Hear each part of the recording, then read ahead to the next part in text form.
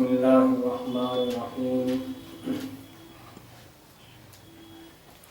ومن الناس من يقول آمنا بالله وباليوم الآخر وما هم بمؤمنين يخادعون الله والذين آمنوا وما يخدعون إلا أنفسهم وما يشعرون في قلوبهم مرض فزادهم الله مرضا ولهم عذاب أليم بما كانوا يكذبون.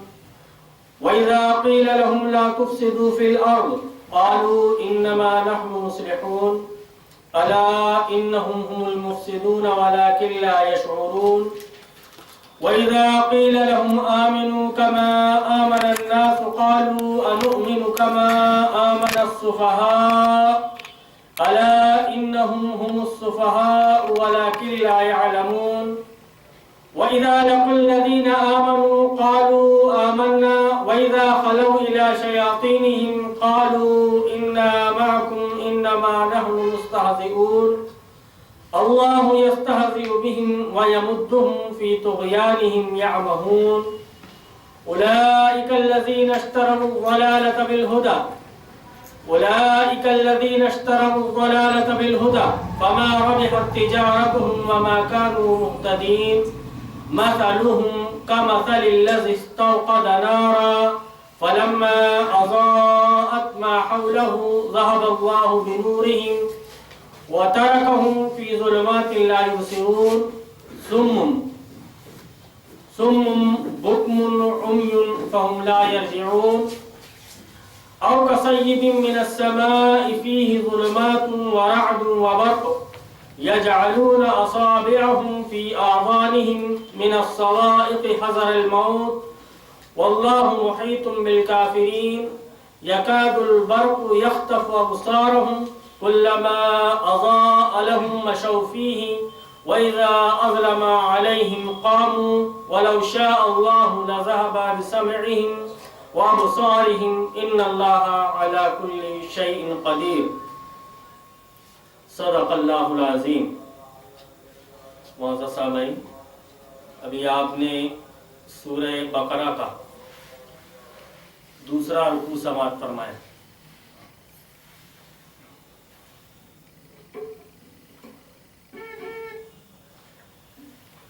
سورہ بقرہ کا دوسرا رکوع سماعت فرمایا. اب اس کا ترجمہ آپ تفہیم القرآن کی مدد سے سماعت فرمائیں.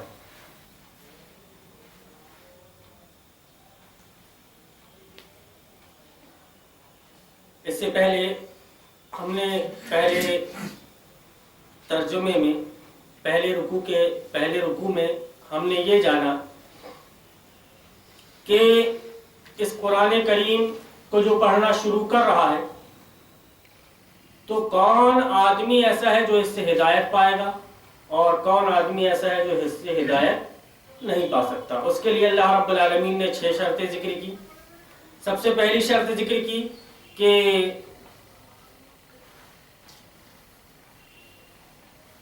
پرہیزگار ہوں، ان کو پتہ چلے کہ یہ صحیح ہے اور یہ غلط ہے. نالج ہو ان کے دماغ میں کہ یہ صحیح ہے اور یہ غلط ہے.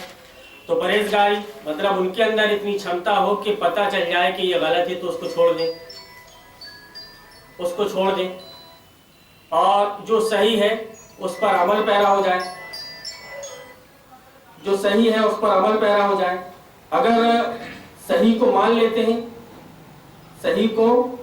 لیتے ہیں اور غلط کو چھوڑ دیتے ہیں تو وہ بچنے والے ہوئے. پہلی صفت میں اللہ رب العالمین نے یہ بتایا. اور دوسری صفت جو بیان کی کہ آپ کو ایمان تو لانے کے بعد میں پرہیزگار بننا ہے. پرہیزگار ایسا کہ آپ کو غلط چیزوں کے بارے میں پتہ چلا کہ یہ غلط ہے تو ان سے بچنا ہے. دوسری شرط یہ لگا دی کہ آپ کا غیب پر ایمان ضروری ہے. تیسری شرط یہ لگا دی کہ آپ کا ایمان لانے کے بعد میں ٹھیک ہے آپ نے اللہ پر ایمان لے آیا، غیب کے اوپر بھی آپ کا ایمان ہو گیا، لیکن کیا آپ عملی طور پر اللہ کی اطاعت کے لیے تیار ہیں؟ تو اس کی ایک مثال ذکر کی کہ نماز قائم کرتے ہیں. اور پھر اس کے بعد میں چوتھی شکل یہ بیان کی کہ بھائی ان کا دل ایسا نہ ہو کہ کنجوس ہو. اللہ رب العالمین جو کچھ ان کو دے رہا ہے وہ اس کو خرچ کریں. پھر اس کے بعد میں پانچویں شرط یہ بتائی کہ اللہ رب العالمین نے جو بھی کتابیں نازل فرمائی ہیں، جو بھی کتابیں اللہ رب العالمین نے نازل فرمائی ہیں، ان کتابوں پر ان کا ایمان ضروری ہے۔ تورات ہے، زبور ہے، انجیل ہے، اور اس سے پہلے بھی جو کچھ آسمانی صحیفے نازل ہوئے ہیں، ان کتابوں پر ایمان کہ اللہ نے ان کتابوں کو نازل کیا ہے، اور اس کتاب کے بارے میں کہ یہ بھی اللہ رب العالمین کی طرف سے نازل کرتا ہے۔ یہ کسی انسان کا کلام نہیں ہے، یہ کسی انسان کا کلام نہیں ہے، یہ اللہ رب العالمین کا کلام پڑھنے جا رہے ہیں آپ۔ یہ ذکر کیا والذین یؤمنون بما انزل الیک، آپ کی طرف جو نازل کیا گیا، وما انزل من قبلک، اور آپ سے پہلے کے لوگوں کے اوپر جو نازل کیا گیا تھا، دونوں کے اوپر ایمان۔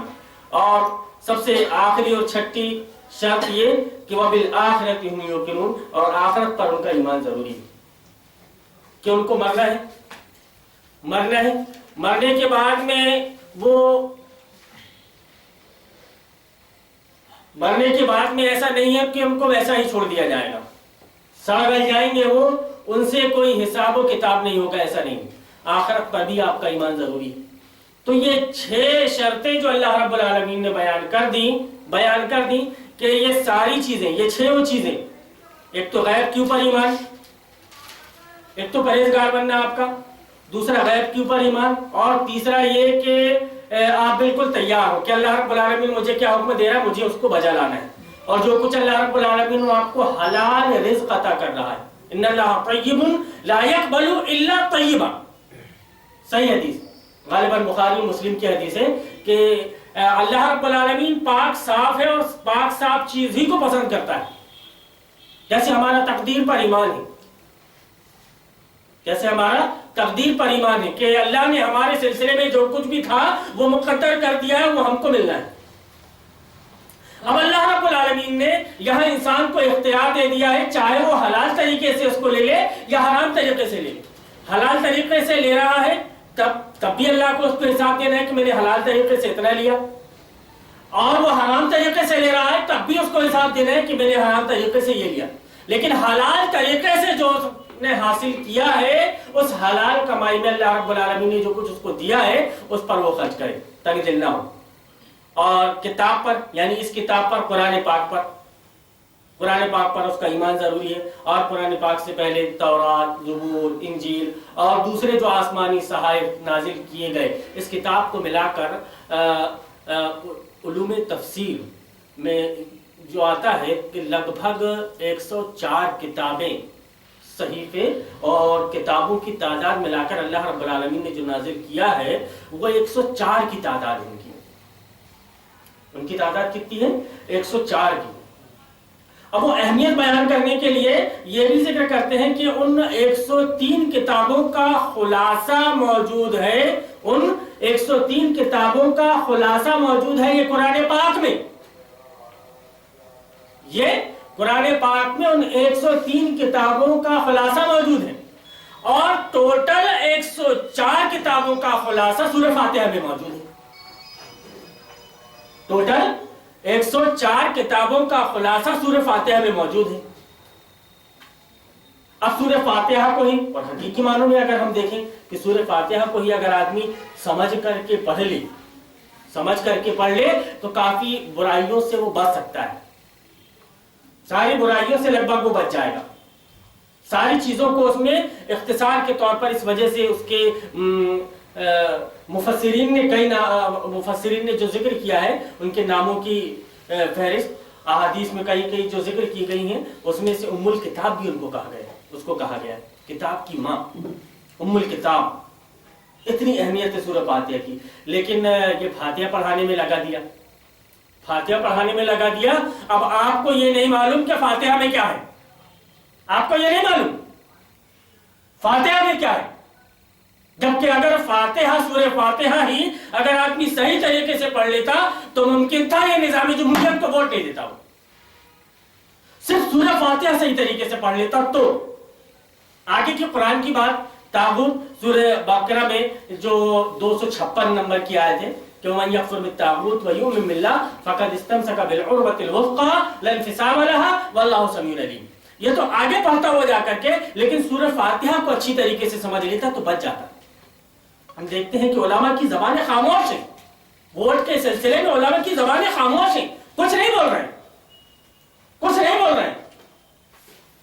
गोया अस्साकित अनिल हक अस्सैतानुल अखरस के हक बात को छुपा लेने वाला, हक बात को छुपा लेने वाला, या ये कि चुप रहने वाला जबकि उसको बयान किया जाना चाहिए, उसको बयान किया जाना चाहिए। उस वक्त अगर वो चुप रह रहा है तो वो गूंगा शैतान है, वो गूंगा शैतान है। अभी मैंने एक वोट की शरई हैसियत, वोट की शरई हैसियत एक टॉपिक बना करके वो लिखा, और लिखने के बाद में मुख्तलिफ ग्रुपों में उसको सेंड किया। किसी साहब का मुतालबा था कि मौलाना साहब को थोड़ा सा उसके बारे में तफसीर चाहिए। उसके जिक्र किया मैंने कि इस्लाम ही एक मुकम्मल निज़ाम हयात, इस्लाम ही एक मुकम्मल निज़ाम हयात। और जाहिर सी बात है कि जो इस्लाम का मानने वाला है उसको ये बात तस्लीम करना पड़ेगा। अगर वो ये बात तस्लीम नहीं कर रहा है तो वो काफिर हो। सब मानते हैं कि इस्लाम मुकम्मल निज़ाम हयात, लेकिन जाने अनजाने में उनकी कैफियत, उनकी हालत यह है कि बातिल की तायद, उसकी हिमायत, उसके सपोर्ट में लगे हुए। वोट को समझते क्या है आप? ये आपका सिर्फ हिंदुस्तानी होने का अधिकार नहीं है। वोट का मतलब होता है हिमायत और तायीद, हिमायत और तायीद। आप किसी का सपोर्ट कर रहे हैं, आप किसी की तायीद कर रहे हैं, और आप जो वोट दे रहे हैं वो एक सिस्टम को दे रहे हैं, एक आदमी को नहीं दे रहे हैं। असदुद्दीन ओवैसी या अकबरुद्दीन ओवैसी को आप अपना वोट नहीं दे रहे हैं, या मोदी को आप अपना वोट नहीं दे रहे हैं। एक सिस्टम, जो निजाम जमहूरियत, एक जो सिस्टम है, जिस सिस्टम के तहत हर 5 साल में चुनाव हो रहे हैं, उस सिस्टम को आप वोट दे रहे हैं। आपका वोट जा रहा है उस सिस्टम में। अब जो भी जा रहा है तो वो वहां पे ये थोड़ी कर रहा है कि शराब हराम है, उसी सिस्टम को, उसी गाड़ी को लेकर के आगे बढ़ रहा है। एक गाड़ी है जमहूरियत, जमहूरियत ये एक गाड़ी है। अब इसको चलाने के लिए ड्राइवर चेंज हो रहे हैं, कभी किसी पार्टी का आदमी बैठ रहा है तो कभी किसी पार्टी का आदमी बैठ रहा है, अलग अलग आदमी बैठ रहे हैं, गाड़ी तो वही। लेकिन जिस गाड़ी को लेकर के आप आए, जिस गाड़ी के लिए अल्लाह रब्बुल आलमीन ने आपको पहुंचाया है, वो गाड़ी कोई दूसरी है। आप उसमें जाकर के उसकी सवारी कैसे कर सकते हो? एक चीज। दूसरी चीज कि किसी भी इंसान को यह हक हासिल नहीं है कि वो अल्लाह रब्बुल आलमीन ने जो कुछ हलाल कर दिया उसको हराम कर दे। आप देख रहे हैं चकलाकारों के लाइसेंस मिल रहे हैं, शराब के लाइसेंस मिल रहे हैं, सूदी कारोबार धड़ल्ले से आम है, धड़ल्ले से आम है। ये सारी चीजों के सिलसिले में कुरान और हदीस में वाइद भरी पड़ी है। आप मुस्लिम शरीफ उठा करके देख लो, बुखारी शरीफ उठा करके देख लो, तिरमिजी शरीफ उठा करके देख लो, जो किताब हदीस की उठाकर देखना है उसको उठा करके देख लो, आपको मिलेगा सूद के बारे में उसकी हुर्मत। लेकिन जो इसको जायज कर रहा है, जो इसको जायज कर रहा है, उसकी नाक के नीचे वो काम चल रहा है, आप उसका सपोर्ट कर रहे हैं। जबकि नबी करीम सल्लल्लाहु अलैहि वसल्लम ने सिर्फ ये कहा था कि मैं शहद नहीं खाऊंगा। अल्लाह रब्बुल आलमीन ने सूरह तहरीम नाज़िल फरमाई, पहली आयत, क्या नबी, ऐ नबी सल्लल्लाहु अलैहि वसल्लम, आप अपनी बीवियों की खुशनुदी के खातिर क्यों हलाल कर लेते हो ऐसी चीजों को जिनको अल्लाह रब्बुल आलमीन ने तुम्हारा, क्यों हराम कर लेते हो ऐसी चीजों को जिनको अल्लाह रब्बुल आलमीन ने तुम्हारे लिए हलाल कर दिया। इस आयत से क्या पता चला? नबी की जात भी अल्लाह के अहकाम में किसी चीज की कोई तब्दीली नहीं कर सकती। आप सल्लल्लाहु अलैहि वसल्लम ने सिर्फ ये कहा था कि मैं नहीं खाऊंगा, आपने ये तो नहीं कहा था कि उम्मत के लिए हराम हो गई। लेकिन एक नबी का अमल, एक आलिम का एक अमल ये दलील रखता है, ये दलील रखता है। कुछ लोग इस बात को लेकर के आगे दलील बनाते हैं और गलत चीजों को जायज कर लेते हैं, या सही चीजों को गलत साबित ठहरा देते हैं, सही चीजों को गलत साबित ठहरा देते। तो अल्लाह रब्बुल आलमीन ने आयत नाज़िल फरमा दी कि किसी का कोई हक नहीं। और अल्लाह रब्बुल आलमीन ने यह भी बयान फरमाया कि वलौ तक़व्वल अलैना बाज़ल अक़ावील लअख़ज़ना मिन्हु बिल-यमीन सुम्मा लक़तअना मिन्हु al-वतीन। अपनी तरफ से अगर मोहम्मद सल्लल्लाहु अलैहि वसल्लम एक बात भी कर लेते तो हम उसको अपने दाएं हाथ से पकड़ लेते। कोई नबी की हैसियत भी नहीं है इसमें तब्दीली करने की। अब जो बदल दे इस निजाम को, पूरा सिस्टम ही बदल दे, पूरा سسٹم ہی بدل دے. اللہ کہہ رہا ہے کہ سود حرام ہے, یہ کہہ رہے ہیں کہ سود حلال ہے. اللہ سے کام چل رہا ہے. اللہ کہہ رہے ہیں زانی اور زانیہ کو کوڑے مارو, یہ اس کے لائسنس دے رہے ہیں. سود اور رشوت, نبی صلی اللہ علیہ وسلم بیان فرماتے ہیں کہ 36 مرتبہ زنا کرنے سے زیادہ بدتر ہے. یہ ان کی ناک کے نیچے یہ کام ہو رہا ہے. کتنے کام ایسے ہیں جن کو گناتے بیٹھے رہے. گویا نظام جمہوریت یعنی کہ اسلام کی مخالفت میں تیار کیا گیا ایک پرندہ. نظام جمہوریت ابراہم لنکن, اس کا بنانے والا جو ایک یہودی ہے. مولوی صاحب تو ہر جگہ یہ بتاتے ہیں کہ نبی صلی اللہ علیہ وسلم نے بیان فرمایا خالف الیہود والنصارى, خالف الیہود والنصارى. لیکن جب اس کا معاملہ آتا ہے تو کہتے ہیں دے سکتے ہیں, یہ ہمارا دھرم سدھ ادھیکار ہے, ادھیکار بتا دیتے ہیں اس کو. جبکہ نبی کریم صلی اللہ علیہ وسلم نے بیان فرمایا کہ یہود و نصارہ کی مخالفت کرو. بار بار ذکر کرنے کو جی چاہتا ہے وہ سیرت ابن ہشام جلد نمبر 2 صفحہ نمبر 165 کہ ہوئی بن اختر نبی کریم صلی اللہ علیہ وسلم کے بارے میں یہ جب اس کو معلوم ہو گیا کہ یہی نبی ہے تو اس نے یہ قسم کھا لی کہ میں جب تک زندہ رہوں گا نبی کریم صلی اللہ علیہ وسلم کی مخالفت کرتا رہوں گا, جب تک زندہ رہوں گا. تو یہ مخالفت کرنا ان کا شیوا ہے. وہی اس نظام کو بنانے والے اس نظام اسلامی کی مخالفت میں بنانے والے, اب اس کو ووٹ دینے والے مسلمان, اس کو آگے بڑھانے والے مسلمان کیسے ووٹ دے سکتے ہو آپ؟ کیسے ووٹ دے سکتے ہو آپ؟ کیسے ان کی تائید کر سکتے ہو آپ؟ اللہ رب العالمین بیان فرما رہا ہے کہ گناہ اور سرکشی کے کام میں مدد نہ کرو. یہ ان کی زندگی پوری گناہوں سے اور سرکشی سے بھری ہوئی ہے. خدا اور اس کے رسول کے باغی ہیں. کچھ لوگ کہتے ہیں کہ ہم وکالت کر رہے ہیں, کچھ لوگ کہتے ہیں کہ ہم گواہی دے رہے ہیں. ارے گواہی ہم نے اس بات کی دی ہے کہ اللہ ایک ہے, اور جب ہم نے اللہ کی گواہی دی تو اللہ رب العالمین اب پھر یہاں پہ یہ بیان فرماتا ہے کہ اللہ پر ایمان آپ نے لایا ہے تو وَمَن يَكْفُرْ بِالطَّاغُوتِ يَكْفُرْ بِالطَّاغُوتِ يَكْفُرْ بِالطَّاغُوتِ کہ جس نے طاغوت کا انکار کیا وَيُؤْمِن بِاللَّهِ یؤمن باللہ بعد میں کفر بالطاغوت پہلے, یؤمن باللہ بعد میں کفر بالطاغوت پہلے. آپ طاغوت کا انکار تو کریں. ہم مودودی کے حوالے سے نہیں بولیں گے. شیخ الاسلام محمد بن عبد الوہاب مجموعۃ التوحید صفحہ نمبر 13 وہ فرماتے ہیں کہ 5 قسمیں ہیں طواغیت, 5 قسم کے ہوتے ہیں. اسی میں انہوں نے ایک چیز کو ذکر کیا کہ الحاکم الجائر المغیر باحکام اللہ عز وجل, کہ طاغوت ایسا ظالم و جابر بادشاہ جو اللہ رب العالمین کے احکام کو بدل دے.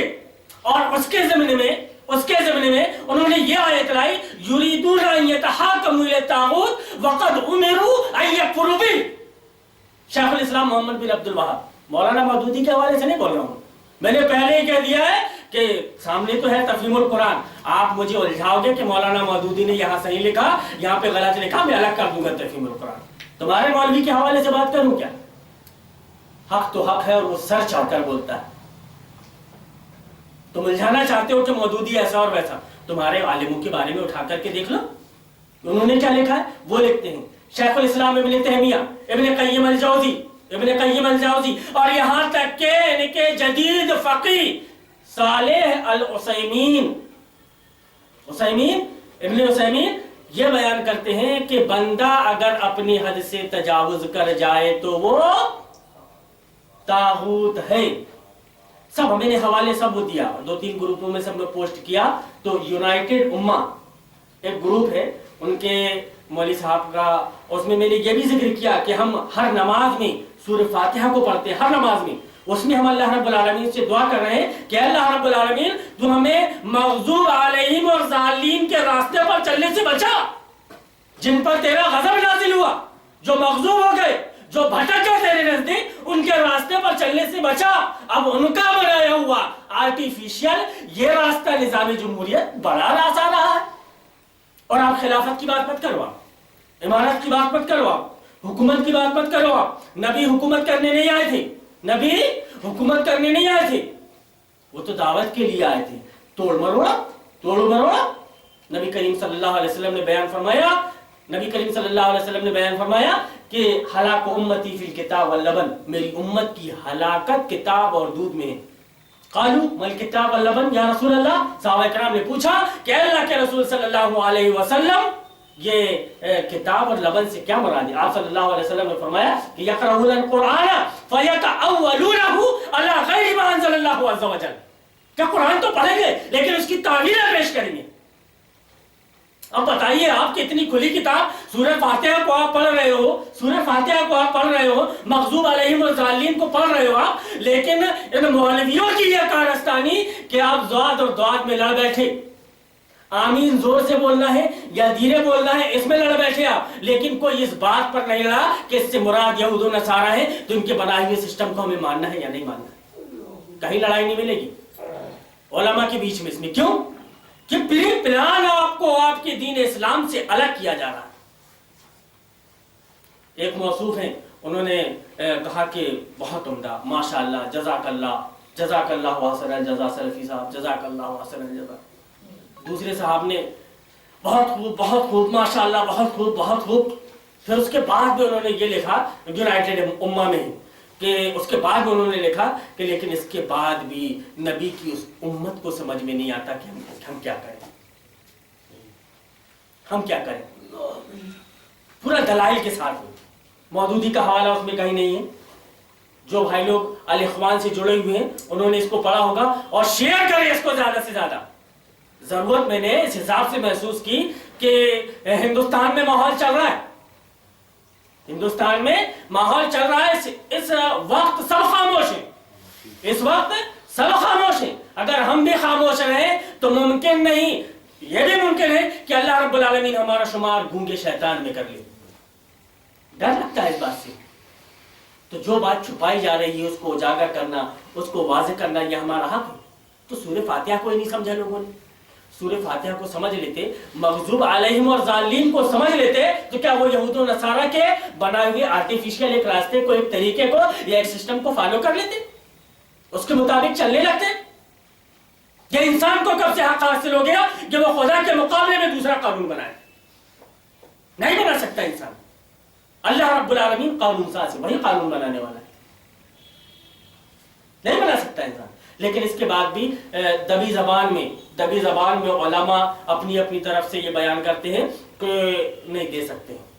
معلوم نہیں ان لوگوں کے پاس میں کیا دلیل ہے، کس نے کہاں سے کیا بول دیا، تو وہ اس کو جائز کر بیٹھتے ہیں۔ قرآن کی واضح آیات، احادیث شریفہ واضح سب ہمارے سامنے موجود ہیں، لیکن اس کے بعد بھی طاغوت کا انکار نہیں ہوگا، بلکہ طاغوت کا اگر نام لو تو ایسا لگتا ہے کہ بھوت جما دیا آپ نے، بھوت جما دیے۔ اور طاغوت کا نام لیے تو ڈائریکٹ اگر آپ نے طاغوت کا نام لیا ہے مولانا مودودی کا نام آئے گا، مولانا مودودی کا نام آئے گا کہ یہ اس وقت کے جو مفسر ہیں ان کو چھوڑو مولانا، پرانے مفسروں کی طرف جاؤ آپ۔ تو ہم کہتے ہیں کہ چلو بھائی ٹھیک ہے، ہم نئےوں کی طرف بھی جاتے ہیں اور پرانوں کی طرف جن کو تم مانتے ہو، چلیں ابن تیمیہ کی طرف، ابن قیم الجوزی کی طرف چلیں،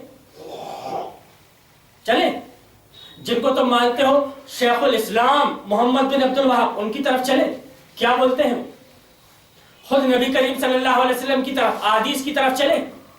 لیکن اس سلسلے میں بات نہیں کریں گے آپ سے، اس سلسلے میں بات نہیں کریں گے، اس کا پرچار پرسار ہم کریں گے، یہاں تک کہ مولوی کی حیثیت تو یہ ہے کہ مایاوتی کی پارٹی کا ممبر۔ کیا بیان کریں گے آپ، کیا بتائیں گے آپ لوگوں کو؟ آپ کو تو چھپانا پڑے گا اور چھپائے بغیر آپ کی بات نہیں بنے گی۔ اسی لیے امت کو کہیں یہ کہا گیا کہ بھیا 16 علوم کی ضرورت ہے قرآن کو پڑھنے اور اس کو سمجھنے کے لیے۔ اب تم نہیں سمجھ سکتے صاحب، ہم آ کر کے بیٹھیں گے اور جو سمجھائیں گے آپ کو بس آپ کو وہی سمجھ رہے ہیں، اس کے علاوہ آپ کچھ نہیں سمجھ سکتے، نہیں سمجھ سکتے آپ کچھ، ہم بیٹھیں گے اور ہم سمجھائیں گے۔ اسی لیے گزارش یہی ہوتی رہی ہے آپ سے یہاں سے، اور میں بھی آپ سے یہی گزارش کروں گا کہ قرآن کو معمول بنا لیں کہ کم سے کم، زیادہ نہیں پڑھنا ہے تو کم سے کم ایک ہی رکوع پڑھ لیں، کم سے کم ایک ہی رکوع پڑھ لیں۔ معلوم نہیں جو ایک رکوع آپ پڑھ رہے ہیں وہ آپ کے اندر کیا تبدیلیاں لانے والا ہے، اگر آپ سمجھ کے پڑھیں گے تو فائدہ ہوگا، اور اگر بغیر سمجھے بوجھے پڑھیں گے تو کوئی فائدہ نہیں ہوگا۔ جیسا کہ آج یہاں پہ پڑھا جا رہا ہے. سورہ فاتحہ کا مطلب نہیں معلوم. جانتے ہیں آپ اس کی اہمیت اس وجہ سے ہے کہ تم بار بار یاد رکھو, چاہے کوئی بھی نماز ہو, چاہے وہ سنت ہو, نفل ہو, فرض ہو, یہاں تک کہ آپ کی نماز جنازہ بھی ہو تو سورہ فاتحہ اس سے الگ نہیں ہو سکتی. سورہ فاتحہ اس سے الگ نہیں ہو سکتی کیونکہ بنیاد اس کے اندر ہے. اس کو اگر آپ نے سمجھ لیا تو ساری برائیوں سے آپ دھیرے دھیرے الگ ہو سکتے ہیں. آپ ہر نماز میں اس کو پڑھ رہے ہو, لیکن شیطان کی بھی کارستانی دیکھیے کہ اس نے اللہ رب العالمین سے یہ وعدہ کیا تھا لَأَغْوِيَنَّهُمْ أَجْمَعِينَ, پیچھے نہیں ہٹوں گا, ان کو گمراہ کروں گا, میں گمراہ کروں گا. نماز پڑھ کر کے آپ اللہ سے دعا کر کے نکل رہے ہو کہ اللہ تو ہمیں یہود و نصارہ کے راستے پر چلنے سے بچا. وہابی ہے تو بول رہا ہے آمین, زور سے بولا اس نے آمین. لیکن پھر اس کے بعد میں نکلا تو اپنے سے اسکول پہنچا اور جا کر کے پہلی فرصت میں اسی نظام کو ووٹ دیا جس کے بارے میں اللہ سے دعا کر کے چلا آ رہا ہے کہ اللہ رب العالمین ان کے راستے پر چلنے سے بچا, اسی کو جا کر کے ووٹ دے دیا. تو بھئی آپ کی دعا کا اثر کیسے نہیں ہوا؟ آپ کی دعا کا اثر کیسے نہیں ہوا؟ تو بھئی ڈاکٹر نے آپ کے لیے میڈیسن لکھی, جن چیزوں سے ڈاکٹر نے آپ کو بچنے کے لیے کہا کہ بھئی ابھی آپ کا آپریشن ہوا ہے, ابھی بچی کا سیزر ہوا ہے, اس کو پانی وانی مت پلانا, ابھی ایک آدھ 2 دن دیکھ لو, ابھی پانی مت پلانا, جب ہم بولیں گے تب چائے پلانا. پتہ چلا کہ سیزر کروا کر کے نکلے. اب سیزر کا اسی لیے حوالہ کہ آئے دن سیزر ہو رہا ہے, آئے دن سیزر ہو رہا ہے. سیزر کروا کر کے نکلی بچی کو ہوش آیا, آپ نے جذبات میں آ کر کے اس کو گرم گرم کافی پلا دی. نتیجہ کیا ہوگا؟ نتیجہ آپ کے سامنے ہوگا. جو بھی ہوگا, جو بھی نتیجہ ہوگا وہ آپ کے سامنے ہوگا. اب یہ نتیجہ کیوں نکلا؟ کیونکہ آپ نے ڈاکٹر کی بات کو سنی انسنی کر دی, نہیں مانا. ڈاکٹر کی بات کو سنی انسنی کر دی. کچھ چیزیں ایسی ہیں کہ جو پرہیز میں بتا رہا ہے کہ بھائی آپ کے ساتھ پہ یہ معاملہ ہے, آپ کو پھوڑے پھنسی کی شکایت ہے, آپ مسور کی دال نہیں کھانا, مسور کی دال نہیں کھانا, بھٹے نہیں کھانا. ایک مثال دے رہا ہوں, میں ایک مثال دے رہا ہوں سمجھانے کے لیے کہ اس نے بول دیا کہ یہ نہیں کھانا. آپ کا پھوڑا امکا ہوا ہے, کھجلی اس میں بہت چل رہی ہے, آپ نے مسور کی دال خوب اچھے سے کھایا گرم گرم چاول کے ساتھ میں, کھڑے بھٹے کی سبزی بن گئی تھی, آپ نے ایمانداری سے وہ بھی کھا لیے. اب پھر ڈاکٹر کے پاس میں جا کر کے بول رہے ہو کہ آپ کی گولی نے اثر نہیں کیا, تو ڈاکٹر کیا بولے گا؟ تم نے کیا کھایا؟ اللہ رب العالمین سے تم نے دعا کی, اللہ رب العالمین سے تم نے دعا کی, لیکن تمہارا رب تم سے کیا چاہ رہا ہے تم نے سمجھا نہیں. اگر سمجھا بھی تو اس کو سنی انسنی کر دیا, پھر آ کر کے آپ نے وہی چیز کھا لی جس کے کھانے سے اللہ نے منع کیا تھا. نتیجے میں کیا ہوا کہ حضرت آدم علیہ السلام کو اللہ نے جنت سے دنیا کی طرف پھینک دیا کہ چلو تم نے ہمارے حکم کی نافرمانی کی نا, ہم نے جو تم کو منع کیا تھا کہ یہ درخت کے قریب مت جانا, تم نے کھا لیا, چلو نکلو یہاں سے, تمہاری کوئی ضرورت نہیں. تمہارا فائدہ ہوگا, تم کو سمجھ میں آئے گا, تم کو سمجھ میں آئے گا. تو یہ جو 6 شرطیں ذکر کی گئیں کہ متقی ہو, کبھی سمجھ بوجھ بھی تو ہو کہ صحیح کیا ہے غلط کیا ہے, سمجھ بوجھ بھی تو ہو. اگر آدمی کے اندر سمجھ بوجھ ہوگی تبھی وہ غلطیوں سے بچے گا. الذین ھدی للمتقین. پھر تمہارا غیب کے اوپر ایمان, غیب کے اوپر ایمان کہ یہ جو سسٹم ہے, یہ جو قرآن ہے, یہ ایک سسٹم کی حیثیت سے ہے اور اس کو اللہ رب العالمین نے نازل کیا ہے, اس پر ہم نے ایمان لایا تو دوسرے سسٹموں کا ہم نے انکار کر دیا. ہم اب دوسرے سسٹموں کو ماننے والے نہیں, ہم دوسرے سسٹموں کو نہیں مان سکتے. کہ مان لیا آپ نے تسلیم کر لیا, آگے اس پر آپ کا عمل بھی ہو رہا ہے تو نتیجے میں آمین کا مطلب نکلے گا. اب آپ زور سے آمین بولو یا دھیرے دل میں ہی بولو. شیطان نے یہ کیا کہ اس کو معلوم تھا کہ یہاں پہ آ کر کے نبی کی امت کا جواب اس طرف نہ جائے, تو اس نے مدرسے کھولے اور اس میں کہا کہ زوات اور دعات پہ لڑو. نبی کی امت لڑ رہی, زوات اور دعات پہ لڑ رہی. آمین زور سے بولنا ہے کہ دھیرے بولنا ہے, نبی کی امت اس پر لڑ رہی. لیکن نبی کی امت کو تم اس پر لڑتے ہوئے نہیں دیکھو گے کہ یہ جو سسٹم ہے یہ سسٹم بنایا ہوا یہودیوں کا ہے, یہودی کا بنایا ہوا سسٹم ہے اور ہمیں یہودیوں کی مخالفت کرنا ہے. اور ہم یہودیوں کے راستے پر چلنے سے بچنے کی دعا کر کے آ رہے ہیں ابھی ظہر کی نماز پڑھ کے یا عصر کی نماز پڑھ کے، تو پھر انہی کے سسٹم کو جا کر کے ہم ووٹ کیسے دے دیں؟ اگر اتنی سمجھ میں آ جائے تو آدمی بچ جائے، لیکن سمجھنا نہیں چاہتے. آپ سمجھا رہے ہیں نا، اس لیے ہم سمجھنا نہیں چاہتے. ہمارے مولوی صاحب نے ہم کو جیسا سمجھا دیا ہم ویسا سمجھ گئے. اب آپ اگر ہم کو یہ بیان کر رہے ہیں تو ہم آپ سے 17 سوال کریں گے، ہم آپ سے 17 سوال کریں گے. لیکن ہمارا مولوی جو ہم کو سمجھا رہا ہے کہ جائز ہے تو ہم اس سے 17 سوال نہیں کریں گے، کیونکہ اس نے جائز کر دیا. ہماری دل کی ہو گئی، تو ہمارے مولوی سے ہم 17 سوال نہیں کریں گے. طاغوت کے بارے میں آپ بول رہے ہیں نا مولانا صاحب، تو پھر آپ سے ہم 17 سوال کریں گے کہ تم نے مودودی سے سیکھا ہے، یہ سب دوسروں سے نہیں سیکھا. مودودی کا عطا پتہ بھی نہیں تھا، اس سے پہلے تشریح کر کے چلے گئے امام ابن تیمیہ، ابن قیم الجوزی رحمہم اللہ، وہ سب کر کے تشریح کر کے چلے گئے. اب اسی تشریح کو اگر آ کر کے مودودی نے بیان کر دیا، تم نے چھپا لیے تھے تو اس نے کیا غلط کرایا؟ بہرحال اپن مودودی کا پکش پاٹ نہیں کر رہے ہیں. اپن بات کریں گے خالص قرآن اور حدیث کی روشنی میں. ہم مودودی کو بیچ میں نہیں لاتے کہ وہ کیسا تھا، کیا تھا، اس نے جو کچھ بھی کیا اللہ کے پاس میں ہے. اب اپنے کام کا حساب کتاب اس نے دے چکا. کل کو ہم قبر میں جانے والے ہیں. اب ہم کس حساب سے تیار ہیں اللہ کو جواب دینے کے لیے؟ اس کی تیاری ہمیں کرنا ہے. تو یہ پہلا رکوع جو ہم نے پچھلے ہفتے سنا. اب دوسرا رکوع اللہ رب العالمین نے دوسرے رکوع میں کیا بیان فرمایا ہے یہ سن لیجیے. پہلی شرط جو بیان کی تھی کہ متقی اور پرہیزگار ہوں گے بچنے والے. لیکن جو بچنے والے نہیں ہوں گے ان کی کیفیت یہاں پہ کہ وَمِنَ النَّاسِ مَن يَقُولُ آمَنَّا بِاللَّهِ وَبِالْيَوْمِ الْآخِرِ وَمَا هُمْ بِمُؤْمِنِينَ. بعض لوگ ایسے بھی ہیں جو کہتے ہیں کہ ہم اللہ پر اور آخرت کے دن پر ایمان لائے، حالانکہ در حقیقت وہ مومن نہیں ہیں. مومن نہیں ہے. وہ زبان سے کہہ بھی دیا لا الہ تو کیا حاصل، زبان سے کہہ بھی دیا لا الہ تو کیا حاصل، دل و نگاہ مسلمان نہیں تو کچھ بھی نہیں. صرف زبان سے بولو گے. عربی کا شاعر کہتا ہے تاصل الہ وانتا تظہر حبہ ھذا محال فی القیاس بدیع. حال کیا ہے تیرا؟ تصل الذنوب الى الذنوب وترتجی درک الجنان بها وفوز العابد. کیا کنڈیشن ہے تیری؟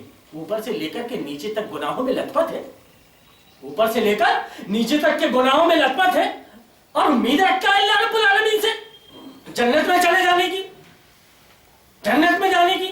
اور جو متقی اور پرہیزگار لوگ اس مقام پر پہنچ گئے اس مقام پہ پہنچنے کی.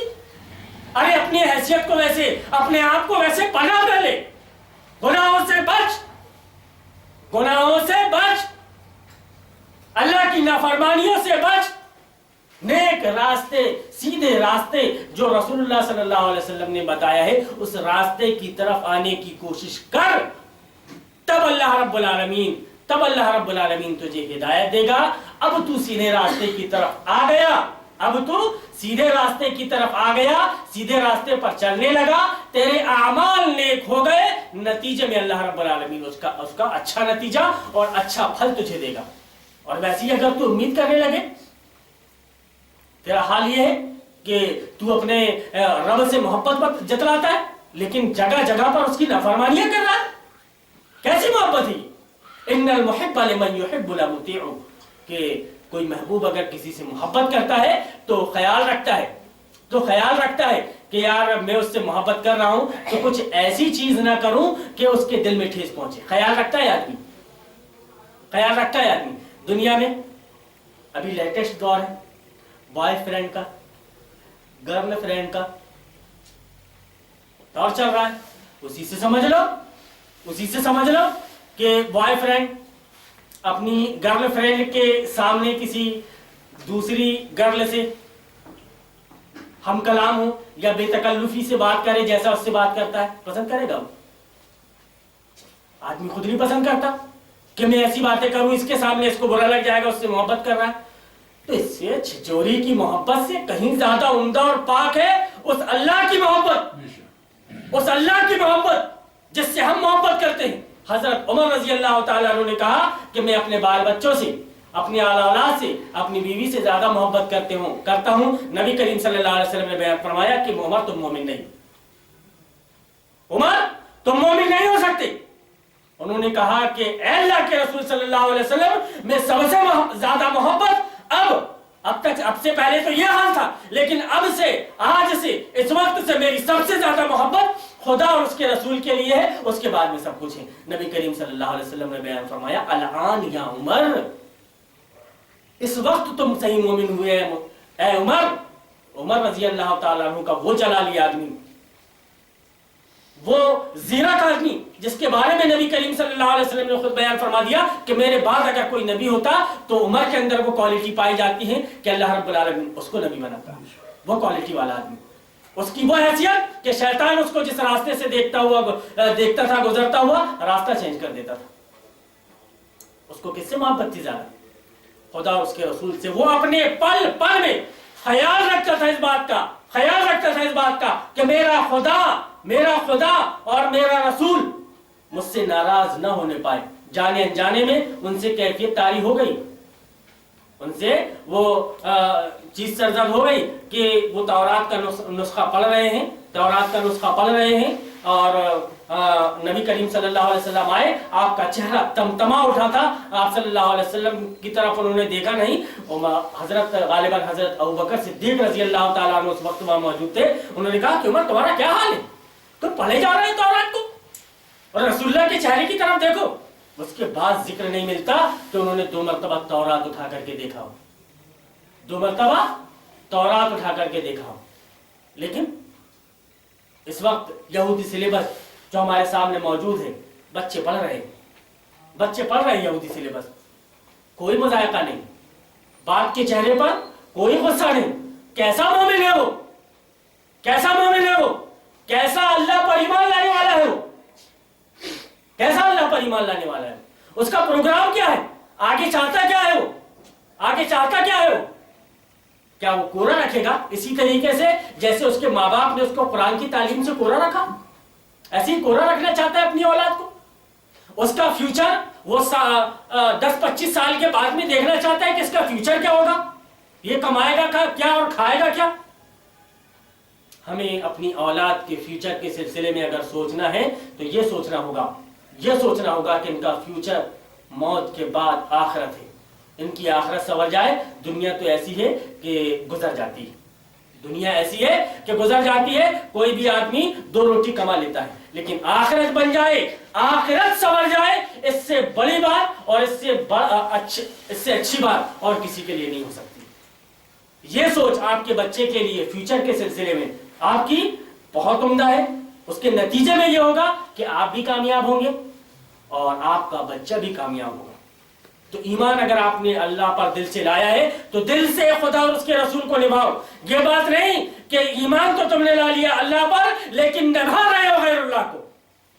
ایمان تو تم نے لا لیا خدا اور اس کے رسول کے سسٹم پر لیکن فالو کر رہے ہو غیر اللہ کے سسٹم کو، اللہ کے علاوہ کے سسٹم کو. تو اللہ رب العالمین قبول آپ کی عبادت کو نہیں فرمائے گا. اللہ رب العالمین بیان فرما رہا ہے کہ سن لو، ایسے بھی لوگ پائے جاتے ہیں کہ بعض لوگ ایسے بھی ہیں جو کہتے ہیں کہ ہم اللہ پر اور آخرت کے دن پر ایمان لائے ہیں، حالانکہ در حقیقت وہ مومن نہیں ہیں.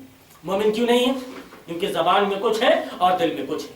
زبان ان کی کچھ اور بول رہی ہے اور ان کا ایمان کچھ اور بول رہا ہے. ایسے لوگوں کا حال اللہ رب العالمین نے بیان فرمایا کہ وہ اللہ اور ایمان لانے والوں کے ساتھ دھوکے بازی کر رہے ہیں. وہ یہ سمجھ رہے ہیں کہ بھائی ان کو ہم نے بدھو بنا دیا، کام بن گیا. ہارون مولانا، عزیز مولانا بالکل صاف بولتے ہیں بھیا، بالکل صاف بولتے ہیں، اچھے ہیں وہ، لیکن یہاں پہ آ کر کے دیکھتے بھی نہیں، شامل بھی نہیں. صرف آپ کا دعویٰ اس بات کا یہ کافی نہیں ہے. آپ کو جماعت اٹینڈ کرنا پڑے گا. کسی ایک جماعت میں آپ کو شامل ہونا پڑے گا. آپ سمجھ کر کے اٹینڈ کرو کسی جماعت کو یا نہ سمجھی میں اٹینڈ کرو، آپ کو کسی ایک جماعت میں رہنا پڑے گا. علیکم بالجماعہ فإن من شذ شذ فی النار. کہ بھئی یہ جو جماعت سے الگ ہوا وہ گیا جہنم کی طرف. جماعت میں رہنا ہے آپ کو. اور نبی کریم صلی اللہ علیہ وسلم کا فرمان بخاری شریف کی حدیث جس کو سلسلۃ الاحادیث الصحیحہ میں علامہ البانی صفحہ نمبر 270 جلد نمبر 2 میں ذکر کرتے ہیں کہ قال تلزم فإن لم تكن جماعت ولا امام، کہا کہ اس وقت اگر کوئی جماعت اور کوئی امام نہ ہو فاعتزل الفرق كلها، تمام کے تمام فرقوں سے تم الگ ہو جانا، فتلزم جماعت المسلمین، مسلمانوں کی جماعت کو لازم پکڑنا۔ پروپیگنڈے ہوتے ہیں